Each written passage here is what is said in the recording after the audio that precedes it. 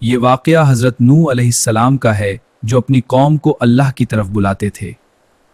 انہوں نے اپنی قوم سے کہا کہ صرف اللہ کی عبادت کرو،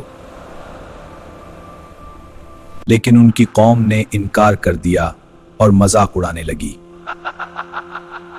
حضرت نوح علیہ السلام نے تقریباً 950 سال تک اپنی قوم کو سمجھایا، لیکن بہت کم لوگ ایمان لائے۔ ان کی قوم اپنی ضد اور تکبر میں ڈوبی رہی۔ پھر حضرت نوح علیہ السلام نے اللہ سے دعا کی۔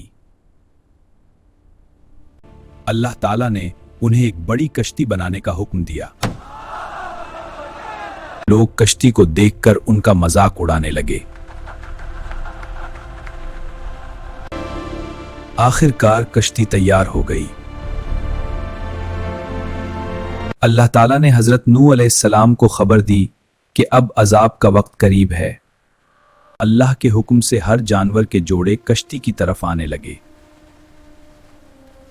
ایمان والے لوگ حضرت نوح علیہ السلام کے ساتھ کشتی میں سوار ہو گئے۔ حضرت نوح علیہ السلام نے اپنے بیٹے کو بھی کشتی میں آنے کو کہا، لیکن اس نے کہا کہ وہ پہاڑ پر چڑھ کر بچ جائے گا۔ بیٹا کشتی میں آ جائیں جی، میں پہاڑ ڈال بچ جاؤں گا۔ پھر آسمان سے شدید بارش شروع ہو گئی۔ زمین سے بھی پانی کے چشمے پھوٹ پڑے۔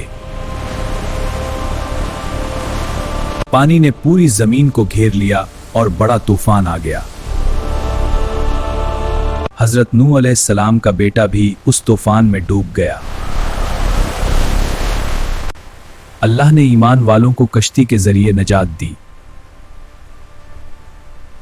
طوفان کئی دنوں تک جاری رہا اور پانی ہر طرف پھیل گیا۔ کشتی میں موجود ایمان والوں کو اللہ نے محفوظ رکھا۔ پھر اللہ تعالیٰ نے زمین اور آسمان کو حکم دیا کہ پانی رک جائے۔ آہستہ آہستہ پانی کم ہونے لگا۔